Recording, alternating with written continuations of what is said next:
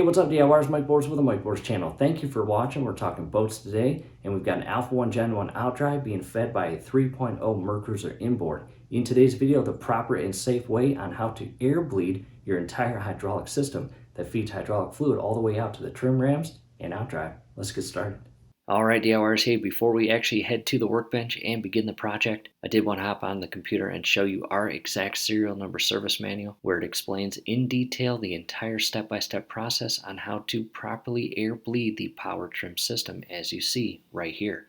Now, depending on your make and model, as well as the year your Outdrive was manufactured, your exact step-by-step process might be slightly different, so again, I highly recommend following your exact serial number service manual. However, for ours, a 1989 Alpha 1 Gen 1 Mercruiser Outdrive. And in the manual itself, again, this is where it picks up. This is the very first page when it covers the step-by-step guidance on bleeding the air out of our trim system. And the first thing we will do is bleed the out-up trim circuit by following these 5 steps. And below that is a pictorial image of both the hydraulic lines feeding out of the bottom portion of the transom and into their respective fittings on the trim ram itself. Again, bleeding out and up trim circuit. We'll go to the next page, where we will continue the project by bleeding the in and down trim circuit by following these 7 steps, and below that is a pictorial image right here. So again, I just wanted to show you our exact serial number service manual and the exact step-by-step guidance when it comes to bleeding the air out of the trim system.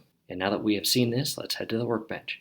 Here we are at the workstation, and my mom and dad's 2003 Sea-Doo GTX in-house for DIY repair videos. A special thanks to them for allowing me to make those videos for all of you, the DIY community. Let's hop to the workbench. Making our way around the jet ski, we are always busy here, no joke. Upcoming project 1996 Dyno Air with the famous GT mag wheels and gum wall tires. That'll be fun. And all of our serial number schematics for the boat and for my parents' jet ski. However, to the plugs that actually came pre-installed in the brand new trim rams that we ordered for our Outdrive and transom. And if you've watched that video, hopefully you remember me telling you not to discard those or throw those away, because we need them at this stage of the project. We are again going to bleed all the air out of the trim lines / hoses and trim rams, and we will need 2 of those plugs, again 1/2 inch in size. I've got the 1/2 inch socket right there. Let's head out to the boat. All right, DIYers, here we are inside the garage, and in front of us is my grandma's 1989 glass port. And it has a 3.0 liter Mercruiser inboard engine, and on the back it's got an Alpha 1 Gen 1. Let's take a look. To the back of the boat, there it is. Again, Alpha 1 Gen 1 Outdrive, fully rebuilt top to bottom, everything in between. And we also have brand new bellows, brand new trim sender switch on the starboard, trim limit on the port, and we've got brand new trim rams and hydraulic hoses. And that is what brings us to today's video. We are going to again show you the step-by-step process on how to properly and safely bleed all the air out of your system. And a quick reposition of the camera to give you a full view of the entire Alpha 1 Gen 1 Outdrive. And step number 1, very important. You want to make sure that your Outdrive is in the full down and till position or configuration, which in return will properly configure your trim rams for the next step. As you can see, our trim rams are in the full compressed configuration as opposed to pushed all the way out. So again, a very important step. Make sure your Outdrive is in the full down and till position with about a 1/2 inch gap between the ground and the lower point of our skag, and coming up to the trim rams to again verify that they are in the full compressed and in/down configuration or position. After completing that step, we are going to go underneath the transom. Right there, we have a bell housing or transom anode, and it is secured onto the lower portion of our transom by 2 7/16 bolts. We are going to go underneath and carefully unscrew and remove those and pull our recently installed brand new anode off the low point of the transom. Here we are down below to, again, our low transom or bell housing point anode. And I've grabbed my Craftsman's 3/8 ratchet and the 7/16 socket. And again, 2 7/16 bolts. Go ahead and carefully unscrew and remove those.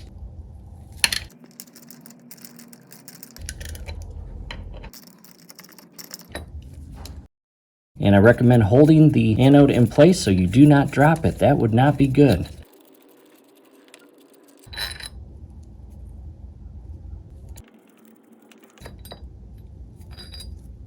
And take note that our gasket is not stuck to the inner portion of our anode. The gasket itself is still secured to the lower point of the transom. And DIYers, that's a very important gasket. Do not lose or damage that, or you will have to replace it. Taking a step back, and the first two steps are complete. Again, outdrive in the fold down tilt position, trim rams compressed, and our anode has been removed. And try not to lose the hardware.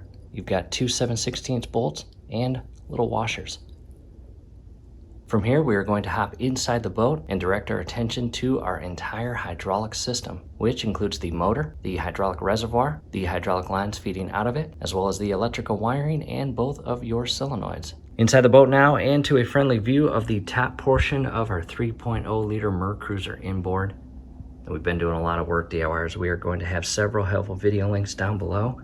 Replacing ignition coils, spark plugs, distributor cap, changing oil, and more. Next, just double check that your battery is connected and charged, because we will be using it during this project. Let's hop to port side where our hydraulic system is. Here we are port side, and again to a close-up view of our hydraulic system, the motor, the reservoir, the hydraulic lines, electrical wiring, and our two solenoids over here. And on the right-hand side is our Quicksilver marine lubricant, specifically for our power trim and steering unit, aka our trim rams, hydraulic hoses, and hydraulic system as shown here. And we are using the exact recommended OEM Quicksilver lubricants or fluid that it states to use in our exact serial number service manual. If yours states to use something else, I recommend using that something else. However, from here, let's direct our attention to the reservoir and motor. And some models will actually have a dipstick screw right here. However, we don't. We have a different model. So in the event that you have that screw there, again, reference your exact serial number service manual to ensure you are completing this step properly prior to moving on and filling the reservoir with fluid. However, again, we do not have that screw, so we are going to direct our attention to the reservoir. We have a min line and a max line. And at first glance, it is unfortunately below the min line. And DIYers, that is expected due to the substantial amount of work that we have been doing to the outdrive and trim system. So with that said, the very next step, we are going to carefully unscrew the cap, and we are going to add hydraulic fluid. And when adding hydraulic fluid to your reservoir, be very careful not to spill it. We are going to carefully bring the fluid level above the min line and below the max line.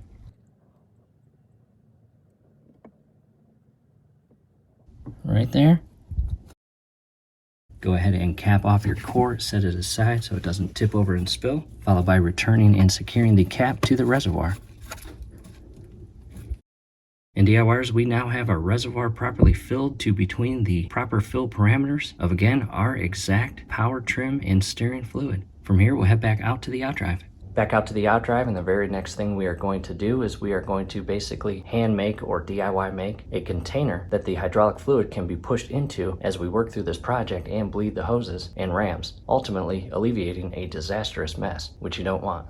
And there it is, just a cardboard box, and I grabbed a very durable and reliable industrial sized trash bag or garbage bag, and I'm going to basically loop it around the entire inner portion and top portion of the box. Again, nothing fancy, nothing special, just a cardboard box with an industrial sized and durable and reliable garbage bag. And as far as the box, you want to make sure it is a good size where it can fit underneath not only your hull, but the hydraulic lines or hoses.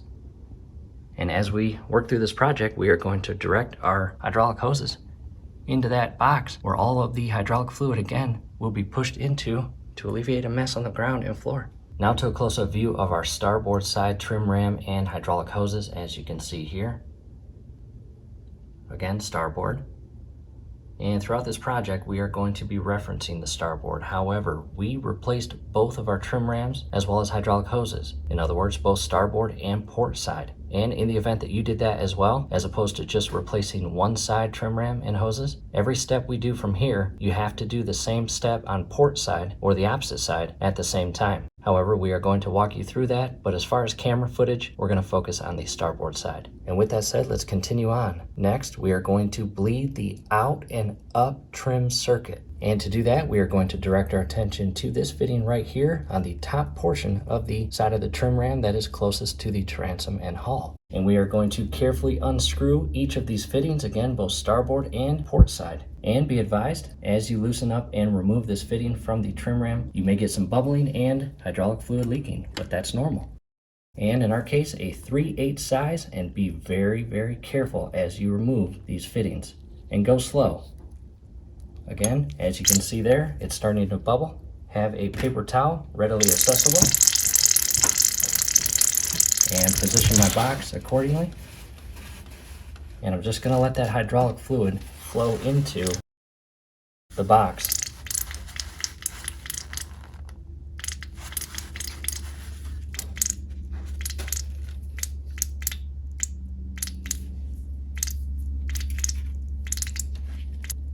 And I will continue on.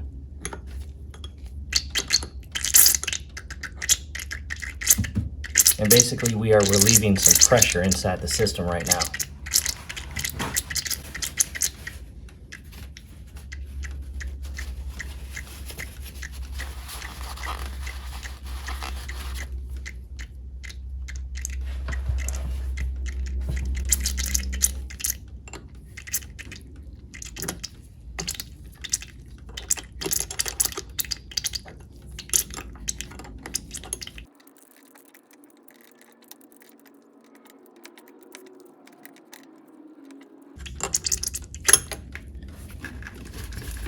Alright DIYers, hey, a quick break in the action, and what you are going to see here very shortly is a burst of hydraulic fluid coming out of that hole on the trim ram that the hydraulic hose fitting was loosened, unscrewed, and removed from. And the reason being is because we have literally released all of the pressure inside the hydraulic system, both hoses and rams. And because of that, the actual weight of the outdrive can no longer be supported by the trim rams and hydraulic fluid within the system. Thus, the weight of the outdrive is going to overpower the remaining pressure and hydraulic fluid inside both the hoses and rams, and because of that, the outdrive itself is going to fall the 1/2 inch from where it is currently being held up by the hydraulic system and the ground. And some say that's why you do it this way, because the outdrive is heavy and it will fall during this project. Because again, we've got the system wide open at this point, and all of the built-in strength of the hydraulic system is degraded to a point where it can no longer hold the weight of the outdrive, neither pushing it up and out nor pulling it back in and down. So again, I wanted to do a quick break in the action just so you have a better understanding what's going to take place over the next 10 seconds. And once you get it loose, again, go ahead and... Alright DIYers, another quick break in the action, and now you see what I'm talking about, right? So now that you've seen that, just be very careful not to have any portions of your body in a position around the outdrive that you could be harmed when the outdrive falls. That would not be good.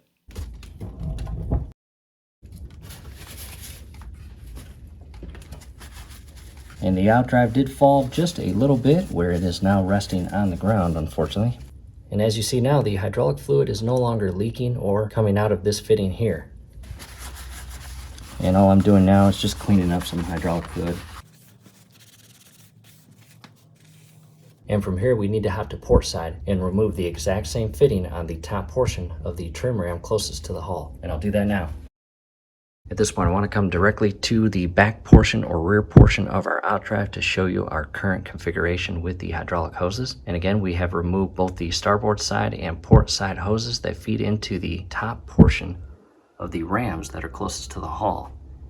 And at this point, having a second person is extremely valuable, because what I'm going to do is I'm going to grab the port side and starboard side hydraulic lines or hoses that we have removed, and I'm going to angle them down into this box and trash bag, while my assistant is going to push the up lever on the throttle and trim the outdrive up and out. And what that is going to do is it is going to push air out of the system of each of these fittings. And we want to push and hold that lever in the up position until all of the air is spit out and we have constant flow of solid hydraulic fluid. We are now looking directly underneath the transom and hull into the cardboard box and garbage bag I have positioned. And again, we are going to grab both the starboard and port side hoses and feed them directly into that garbage bag and box. And my assistant up top in the captain's seat is going to push the trim up lever and hold it until again all of the air spits out of the hydraulic hoses and we have constant flow of hydraulic fluid coming out of each of these hoses. At that point, I will say stop and we will immediately resecure each of the starboard and port side hoses and fittings onto the rams.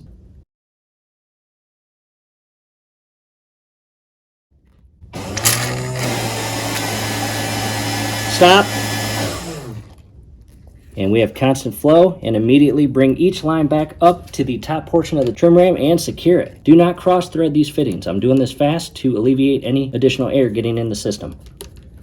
I've already got the port side secured, and again, these fittings should go on extremely easily. Do not cross thread them.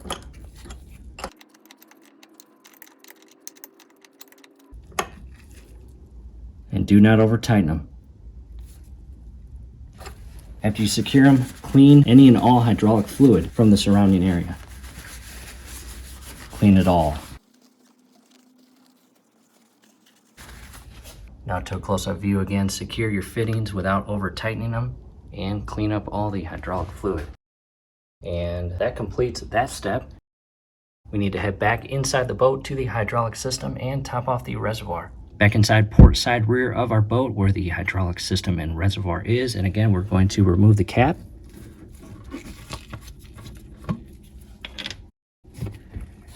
And add just a little bit of hydraulic fluid to bring it back up just within the min line and max line. Cap off your quart. Followed by capping off your reservoir. Next, we'll go back out to the outdrive and properly and safely air bleed the in and down trim circuit. Out of the boat to the rear portion where the outdrive is, and again, we are starboard and directing our attention to the plugs that I showed you inside at the workbench, again, 1/2 inch in size. I've got my 1/2 inch deep socket and 3/8 ratchet. And I'll show you what to do next. Camera is now positioned. Here is the trim ram closest to the hull and the hydraulic line that we just serviced. We are now going to come to this hydraulic fitting, which is the outer fitting of the two, and we are going to remove this and immediately use a plug, again 1/2 inch in size, to plug that hole. And I'm going to do starboard side first, followed by going to port side and doing the same thing. And go slow.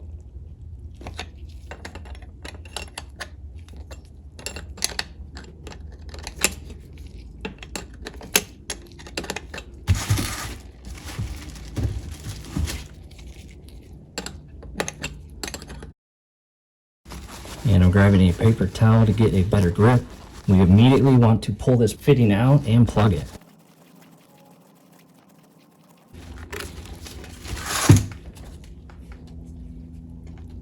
Do not cross thread this plug into the insert, and you can hear the actual hydraulic fluid and air push out of the hose that we just disconnected, followed by carefully, without over tightening it, securing that plug with our 1/2 inch socket and ratchet. And it is extremely important during this step to have that box and garbage bag properly positioned to catch all of that hydraulic fluid to alleviate a mess. From here, I'll just wipe down any hydraulic fluid around the plug. And you can see, as far as the hydraulic line we just disconnected, hydraulic fluid is just dripping out. That's it. Now we'll have to port side and do the same thing. And I did just that. Check this out. We are now port side coming in to a closer view of the plug as shown there. And we are going to position the camera and move on to the next step. Taking a step back, again, starboard side of the outdrive, and both in and down hydraulic lines, both starboard and port side, have been removed from, again, the lower fitting on that transom, followed by each insert plugged. And from here, I'm going to get in position and feed those hydraulic hoses downward into that cardboard box and garbage bag as my assistant pushes up and holds the up trim lever until the outdrive is fully pushed out and the trim cylinders are fully extended. Once they are fully extended, I will then remove the plugs and my assistant will push the lever to the in and down position just momentarily, maybe 2 to 3 seconds, until we get a constant flow of hydraulic fluid out of not the lines, but again, the lower fittings or inserts that the plugs came out of. And once we get that solid flow of hydraulic fluid coming out both starboard and port side, I will immediately resecure both hydraulic hoses. Alright DIYers, hey, real quick, a break in the action. And during this stage of the project, you will notice my assistant up in the captain's seat pushing up on that trim up lever will be doing that. However, the Outdrive itself will not react fully to those trim lever up inputs. And that is because we did, again, substantial repairs to the Outdrive by replacing not only the trim rams, but the hydraulic hoses feeding hydraulic fluid to and from the rams themselves. And because of that, we have a lot of air in the system. There is absolutely no denying that. Again, the hydraulic system, both hoses and brand new rams, did not come pre-pressurized or filled with fluid. In other words, they are filled with air. And because of that, you will notice we actually have to assist the Outdrive by pulling it up and out away from the hull to extend the actual trim ram cylinders, because we actually have to pull that Outdrive to the full out and up position per our exact serial number service manual guide when performing the required steps of bleeding all of the air out of the system. So again, you'll hear the trim up lever engage, followed by the actual sound of the trim motor running. However, you won't actually see the Outdrive raise, nor be pushed out. You will see me carefully release the hydraulic lines, both starboard and port, and come to the aft portion of the Outdrive and give it a little assistance by pulling it up and out. And we'll do that multiple times.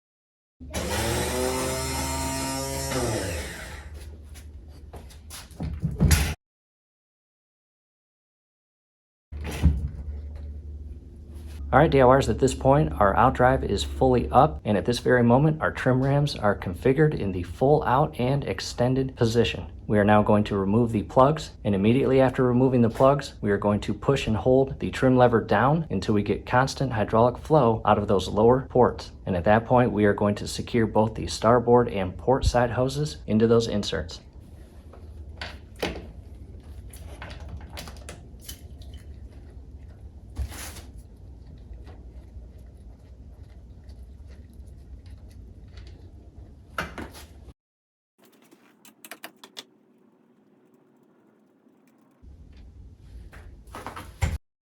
Both plugs are removed, and you notice very minimal hydraulic fluid leaked out, just a couple drips. And again, from here we're going to push down on the trim lever switch until we get constant flow and no more air in the system, followed by securing both of those hoses.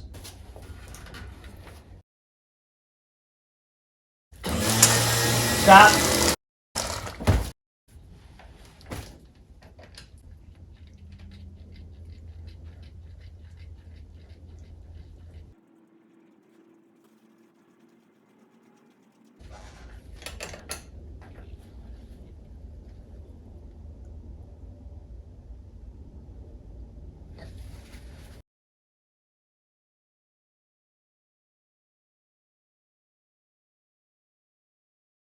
And DIYers, now to a close-up view of starboard side fitting. And this is an extremely important step, because as your assistant pushes down on that lever, it may only take about 1 to 2 seconds of air to bleed out of this bottom port, followed by constant stream flow for only about 2 to 3 seconds. And after that, if you push it down and hold it too long, it's going to go from air to constant flow back to air.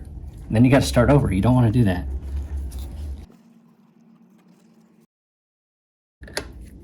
And I've already secured port side. All I'm doing from here is securing starboard side. Again, do not over tighten these fittings.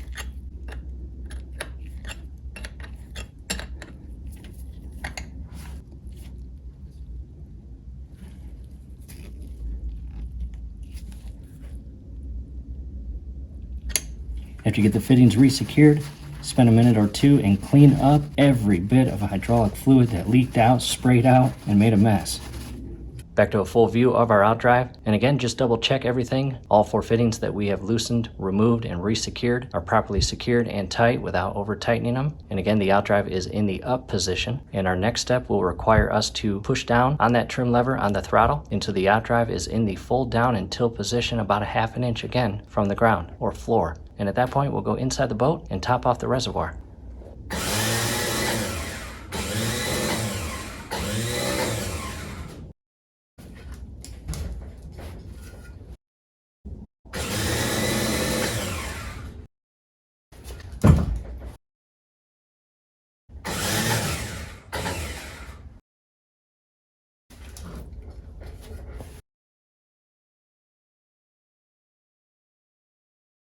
Outdrive is now in the full down and tilt position, again a half-inch gap between the floor and lower skag. Next, before doing anything else, hop inside the boat and add more hydraulic fluid to the reservoir to again bring it up to in between the min and full, or min and max. And at that point, cap off your reservoir, hop back into the captain's seat, and trim the outdrive up and down maybe 4 to 5 times to really get that hydraulic fluid flowing throughout the entire hydraulic hoses and rams. And again, after about 4 to 5 times, take a break, because you do not want your hydraulic motor overheating and failing. That would be a whole nother DIY project that possibly you don't want to do.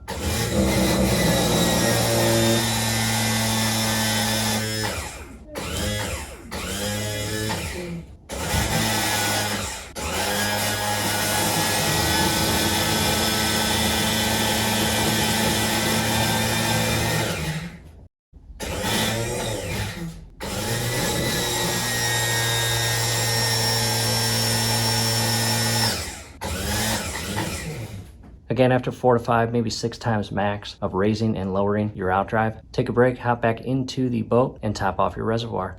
Back inside the boat to port side rear and directing our attention to the hydraulic reservoir. And again, in our case, we have a min line and a max line. If it is below the min line, carefully remove the cap and add additional power trim and steering fluid and bring it up and above the min line, however, not above the max line.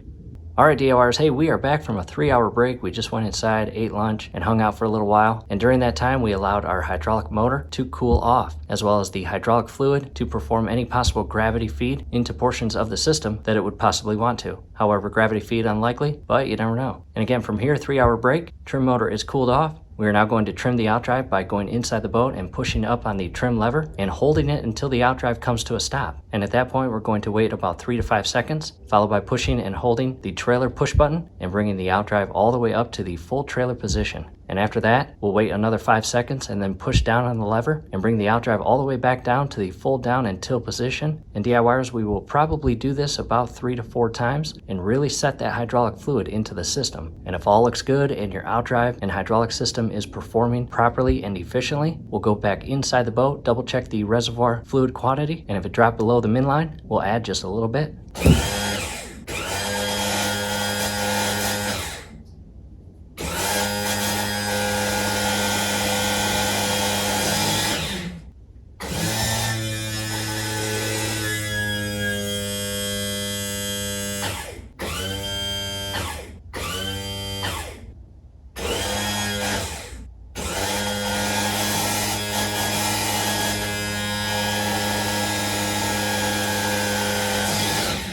And at this point, DIYers, hey, it's a good time to check for leaks at all of your fittings when the Outdrive is in the full up and trailer position. Again, not only the fittings that are on the lower inserts of the transom, but take a good look at the trim ram itself and go underneath the trim ram. You have that stainless steel line that feeds all the way to the outward point and in maybe 2 inches, where the fitting is located on the very bottom of the trim ram. Again, check for leaks both starboard and port side.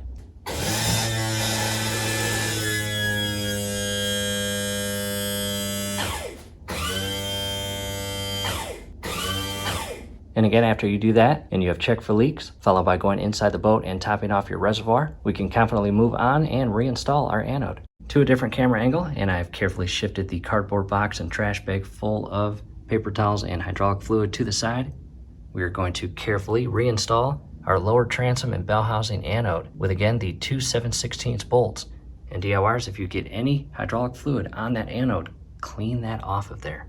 There it is, DIYers. The anode is resecured, and very important, do not over tighten those 7/16 bolts. That could actually lead to you cracking your anode, and at that point it would be no good. You would need to replace it. That would be annoying.